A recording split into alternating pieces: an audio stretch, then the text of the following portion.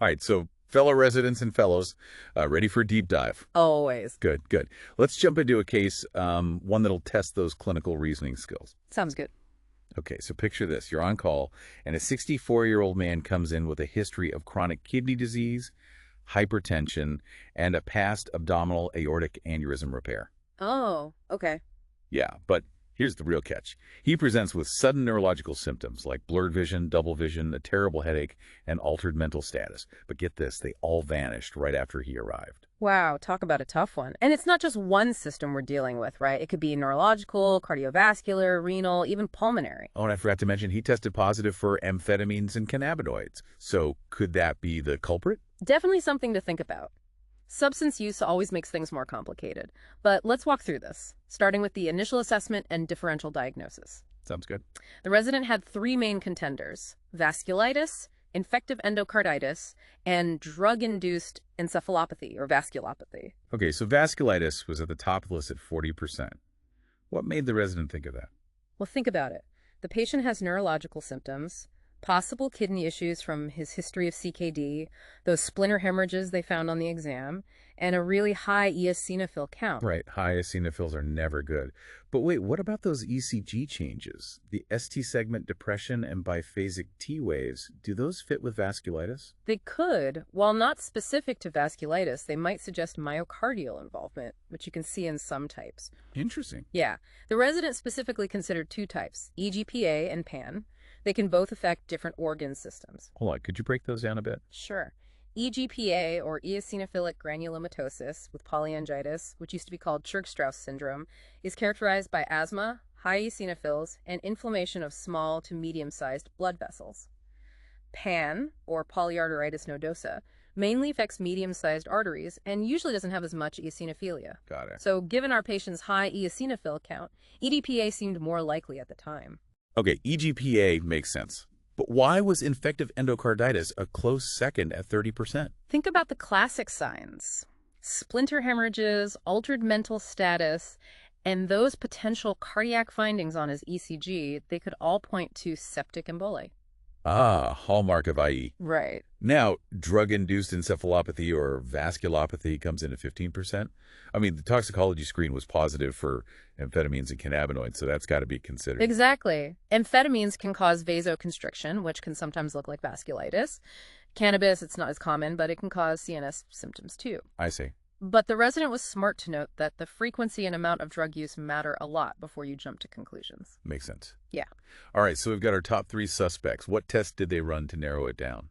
Well, a lumbar puncture with a full CSF analysis is a must to rule out infection or inflammation in the CNS. Right, you can't rule out infection just because there's no fever. Exactly, especially with altered mental status. An echocardiogram is also necessary, starting with a transthoracic echo, to look for vegetations, which are key for IE. Okay, and I'm guessing the vasculitis workup includes a ton of tests. Oh, yeah. Think inflammatory markers like ESR and CRP, ANCA testing for specific types of vasculitis, and complement levels, which can be low in some cases. Wow. Then there's testing for cryoglobulins, rheumatoid factor, and anti-CCP antibodies to cover even more bases. It's like they're pulling out all the stops to find the cause. Yeah, and for imaging, they ordered an MRI of the brain with and without contrast to check for strokes, vasculitis, PRES, or any other structural problems. Makes sense. And they'd want to confirm that urine drug screen, right, to really understand how much drug use there was. Absolutely. A more specific test is definitely needed. So while they waited for the results, what did they do to manage the patient? Blood pressure control was the top priority. Of course, especially with his history. Right, and supportive care for the altered mental status, making sure he's hydrated and all that. Okay, it seems like the resident was doing a good job, but now things get interesting.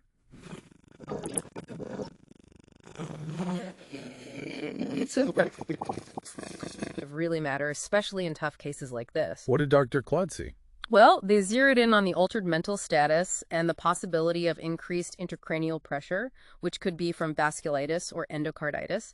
So they recommended a stat brain CT before doing the lumbar puncture. Why the rush for the CT? Because doing an LP when there's high pressure in the brain can be really dangerous. It could lead to herniation. The CT would rule out any bleeding or mass effect that would make an LP unsafe. Oh, I see. And just to be safe, they recommended a CTA of the head and neck if that initial CT came back clear. That's a crucial catch. Anything else Dr. Claude suggested? They also wanted to add IgE levels and IL-5 to the vasculitis workup because of the high eosinophils to look closer for eGPA. And they thought cardiac biomarkers, troponin and BNP, were needed to check for heart damage. Especially with those concerning ECG changes. Exactly. And if the troponin came back high, Dr. Claude advised a cardiac MRI to check for eosinophilic myocarditis. Eosinophilic myocarditis. I don't think we've talked about that yet. We will. It's a fascinating condition. But for now, just know it involves inflammation of the heart muscle, and it goes along with high eosinophil counts. Got it. Yeah. Okay, and what about antibiotics? Dr. Claude wanted a more targeted approach with vancomycin and ceftriaxone because of the endocarditis possibility, instead of going broad right away. They only wanted to add antifungals if cultures showed they were needed. Makes sense. Anything else? Dr. Claude also recommended an ophthalmology consult to assess for retinal vasculitis, since the patient had those visual symptoms at the start. Okay. And pulmonary function tests because of those apical infiltrates on the chest x-ray. They even suggested a bronchoscopy with bronchoalveolar lavage to rule out eosinophilic pneumonia. Wow, they really thought of everything. It's all about being thorough, especially in complex cases. They also recommended holding off on aspirin because of the risk of CNS bleeding if it is vasculitis, and checking how well the patient's been taking his atenolol, since his blood pressure and heart rate were high. It really shows how every detail matters. Absolutely. Okay, so Dr. Claude's input highlights the importance of a structured and thorough approach to clinical reasoning. Yeah. But the big question is, what did all those tests show? Well, the head CT just showed some cerebral atrophy and white matter changes, which are normal for his age, but nothing urgent. Okay.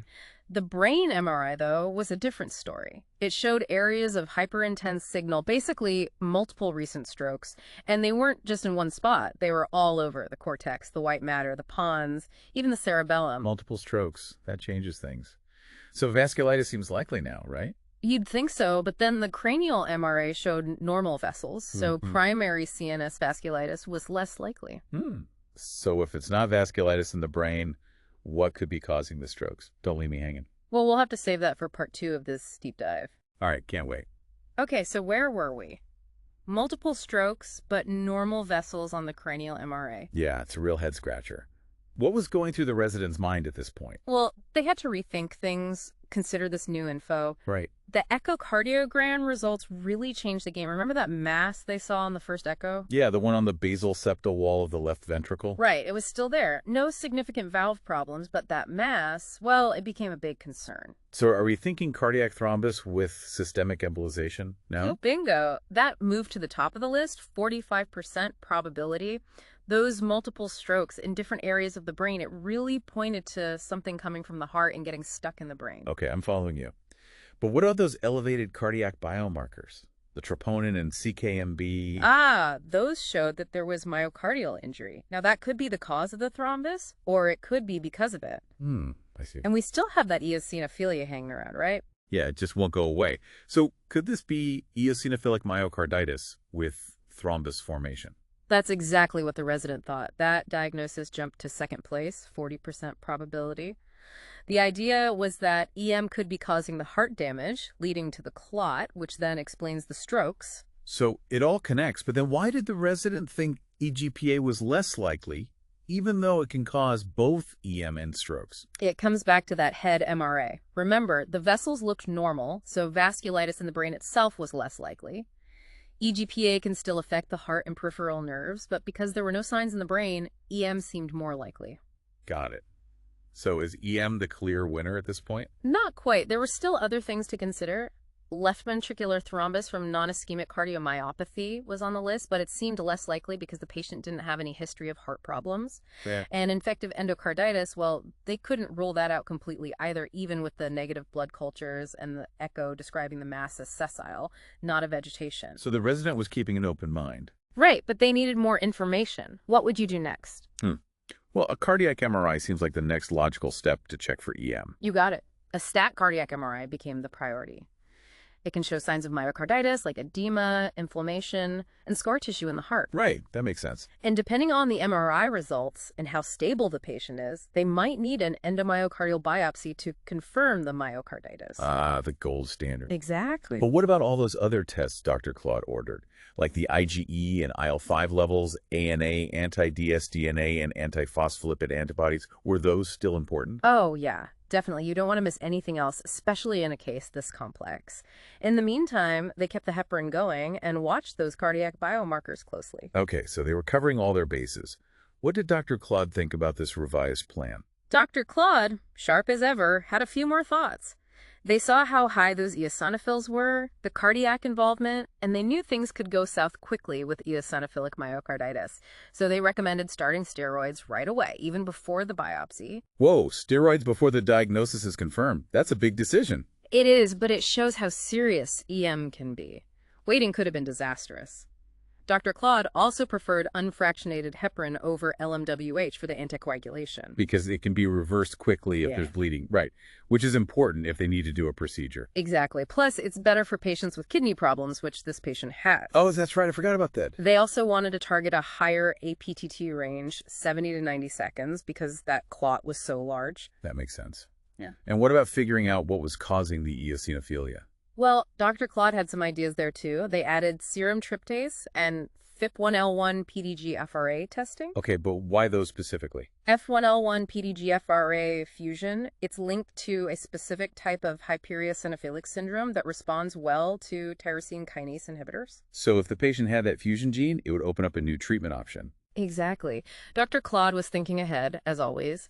They also recommended a bone marrow biopsy to rule out other causes of hypereosinophilic syndrome and an HIV test, since the immune system was clearly out of whack. It's incredible how Dr. Claude was anticipating every possible turn this case could take. It really shows the power of experience and a thorough approach. So what happened next? Did those tests give any answers? Yeah, tell me. Did they find anything? They did. The peripheral blood smear, well, it confirmed those high eosinophils, but there were no blast forms, so it wasn't a blood cancer. That's good news, at least. Right. And the cardiac MRI with gadolinium perfusion showed delayed hyperenhancement of the inferior wall. Okay. Can you explain what that means? Basically, it means there's fibrosis in that area. It suggests there was some previous injury to the heart. Interesting. This supported the EM diagnosis even more, but it also raised concerns about potential long-term damage. I see. So things were looking more and more like EM. What about the endomyocardial biopsy? Did that give them the answer? Yeah. Did it finally confirm the diagnosis? It did. The biopsy showed inflammation in the heart muscle with a ton of eosinophils and lymphocytes. Eosinophilic myocarditis confirmed. Finally. They found the culprit. Case closed, right? Well, not so fast. They knew it was eosinophilic myocarditis, but what was causing all those eosinophils in the first place? That was still a mystery. So it's like solving one puzzle only to find another one underneath. Exactly. And that's what makes medicine so fascinating, isn't it? Absolutely. So where do we go from here? What happens next in this medical mystery? You'll have to wait for part 3 to find out. So we know it's eosinophilic myocarditis, but those eosinophils, what's causing them? That's the million-dollar question. Right. It's like we're peeling back layers of this case. Exactly. So how did the team try to find the root cause? Well, they followed Dr. Claude's advice and went on a mission to figure out this hypereosinophilophilia. I bet they started by ruling out the usual suspects, right? Exactly. First up, the bone marrow biopsy. It looked completely normal, no signs of lymphoma or leukemia. And those genetic tests for specific hypereosinophilic syndromes, those were negative too. So nothing obvious there. What about infections? Could a parasite be driving those high eosinophils? That was a major concern. They ran the gamut. HIV, fungal infections, parasites like strongyloids, schistosomes, you name it, they tested for it. Wow, that's thorough. But everything came back negative. No infections. Okay, so infections are out. What about autoimmune diseases? Those can cause eosinophilia sometimes, right? Absolutely. That was on their radar, too. They tested for a whole bunch of things. Anti-nuclear antibodies, antiphospholipid antibodies, ANCA, all negative. So no autoimmune culprits either? Nope. Making a systemic autoimmune vasculitis less likely. It sounds like they were running out of options. Was there anything in the patient's history or exam that could offer clues? Well, there was one thing that kept bothering them. Remember that cecal mass they found during the colonoscopy? Oh yeah, the one they thought might be cancer? Exactly. The biopsy showed it was a tubular adenoma, so benign. But even though it wasn't cancer, there was still that nagging feeling. So could a benign tumor, could that trigger the immune system and lead to eosinophilia? It was definitely a possibility, especially given how unusual this case was and how they couldn't find any other explanations. I see. Sometimes even benign growths can mess with the immune system. Okay, so we've got this mysterious cecal mass and a whole lot of unanswered questions. What did they do next? Well, they had to deal with that eosinophilic myocarditis. High-dose steroids, that's the go-to treatment for EM. Right. And Dr. Claude, they had some specific recommendations on how to go about it. What did Dr. Claude suggest? They wanted to start with a pulse of methylprednisolone for 3 days, then switch over to oral prednisone. Okay. And they stressed how important PCP prophylaxis was because of those high steroid doses. They also said to watch out for eosinophilic rebound when they started tapering the steroids. That makes sense. And how did they manage the anticoagulation? Dr. Claude recommended bridging to warfarin from heparin, targeting a specific INR range at first. They wanted to continue the anticoagulation for at least 6 months, but that could change depending on whether the clot resolved and what they found out about the underlying cause. So they had a plan to treat the myocarditis and the clot, but that underlying hypereosinophilia, did they ever figure that out? Dr. Claude, with their amazing attention to detail, wanted to investigate further. Of course. They suggested checking IL-5 levels, looking at the eosinophils under the microscope, getting serum IgG4 levels, even considering more biopsies from the GI tract beyond that initial cecal mass. Wow, they weren't giving up. They even suggested imaging the thymus to rule out a hidden malignancy. Dr. Claude really emphasized checking those eosinophil counts frequently, every 12 hours at first, and had specific criteria for adjusting the steroid taper based on the eosinophil count, how the patient was doing, and whether the inflammation in the heart was going down on MRI. It's impressive how Dr. Claude was thinking ahead, anticipating problems, and adjusting the treatment plan accordingly. It really shows how important a comprehensive and collaborative approach is in medicine. This case involved cardiology, hematology, gastroenterology, probably others too. So what happened to the patient? Did he make it? He did. With this careful plan in place, they sent him home on a tapering dose of prednisone and low-dose aspirin. Great. A month later, he was doing well. And 2 months after he went home, they did another endomyocardial biopsy. It showed the myocarditis was healing, and those eosinophils, they were gone. The echo also showed no more clot in the left ventricle. That's fantastic news. Sounds like he had a close call. He did, and that's thanks to the amazing care he received. Oh, and remember that sickle mass? Yes. They removed it surgically 10 months later, and just as they suspected, it was a completely benign tubulovillous adenoma. So after all that, the eosinophilia was most likely idiopathic. It seems so. They ruled everything else out, so idiopathic hypereosinophilic syndrome, HES, was the most likely answer. So even with all the technology and brilliant minds working on this case, sometimes you just don't get a definitive answer. That's true, but even when we can't pinpoint the exact cause, we don't stop looking for answers or giving the best possible care. This case really shows the power of being thorough, working together, and thinking outside the box. It reminds us that clinical reasoning is an ongoing process, always learning and refining our understanding as we get new information. You said it. And sometimes it's not just about getting the right answer. It's about providing compassionate care, even when things are uncertain. Absolutely. And that's what makes medicine so rewarding. This deep dive really highlighted that. Well, that's all the time we have for today. To all our listeners out there, keep those minds sharp and never stop learning. Couldn't have said it better myself. Until next time.